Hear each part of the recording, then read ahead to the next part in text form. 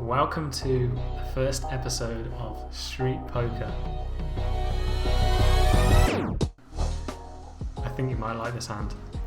This is from a 6-max tournament. 2 players get paid, 2 off the money. Let's first of all watch the hand, and then we're actually going to review it in some depth. So I'm in the big blind with 2-4 off. I've got 15 big blinds. It folds to Schufer on the button, who is a sit and go regular, and he opts to limp. He has the massive chip lead 4-way and open limps the button. About 15-16 big blinds effective. The small blind folds, and I check my hand. So yeah, I don't have a very good hand. I raise most of my good hands, and I have a bottom pair on the flop. I check, and we get a stab from the button. And I decide with my hand to put in a little raise. And there's a couple of nice things that can happen after you do this, but this isn't one of them. We get a click back from the button. So he raises the smallest amount he can, and I call. We turn the best possible card for our hand. I check. He bets third.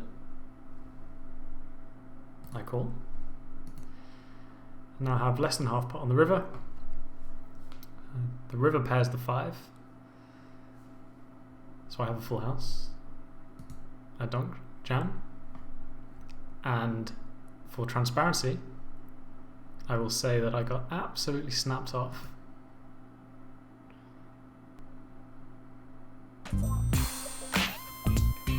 Queen 9 of diamonds. So that's a pretty interesting hand. So let's actually review this properly. You can see the board, top left of the screen, and I've put the hand into Piosolver. I've inputted the bet sizes that we used, and I did my best to roughly estimate some ranges. Pretty hard to do in this hand because like button limping doesn't happen all that often, especially in sit and goes. And the good thing about this using Piosolver here is that I could also account for ICM. So Piosolver is aware of the payout structure and understands there is ICM at play post flop. So put everything in.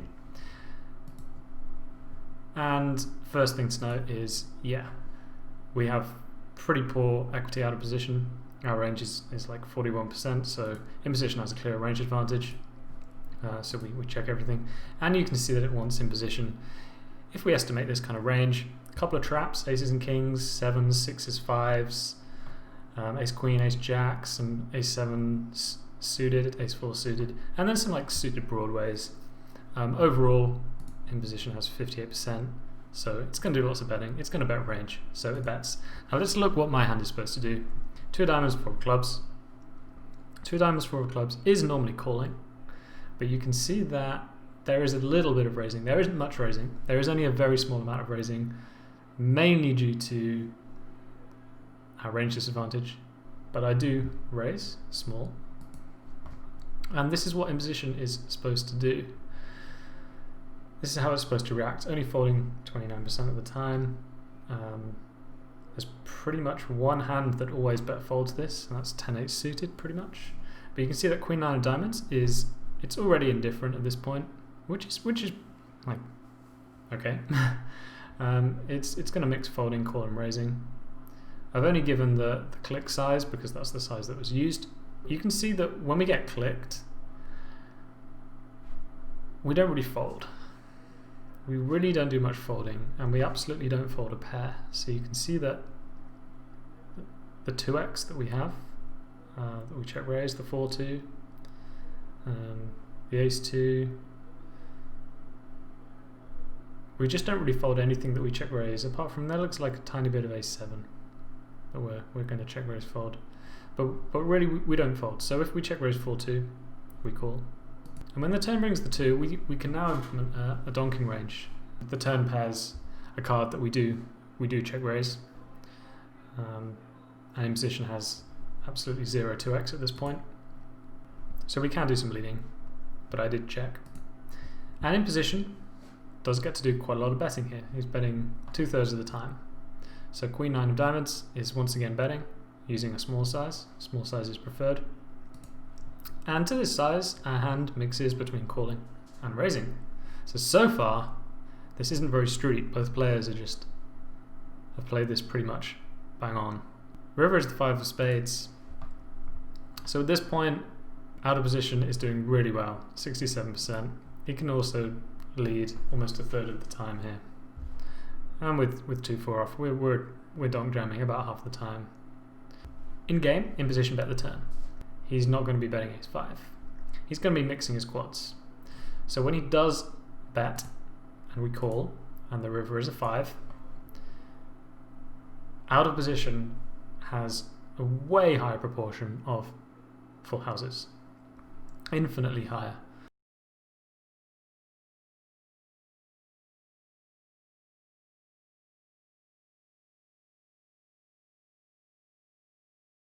Let's have a look at bluffs. We get to play 4-3 suited like this.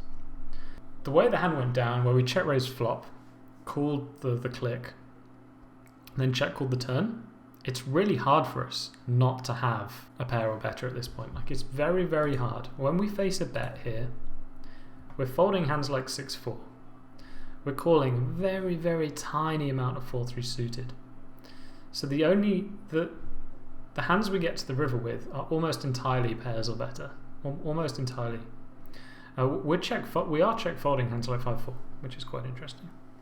We're check folding hands like 5-4 almost always on the turn. So when we call, we do have some 5x, like ace-5. We do have some 5x.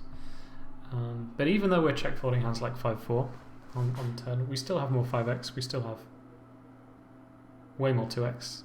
In position simply doesn't have any 2x. So that's pretty much where the strategy is coming from, or the main reasons for it, why we're putting in money relatively often. We're always checking a jack. You can see we're always checking a jack. But we're putting money in pretty often when we got a 5, when we got a 2.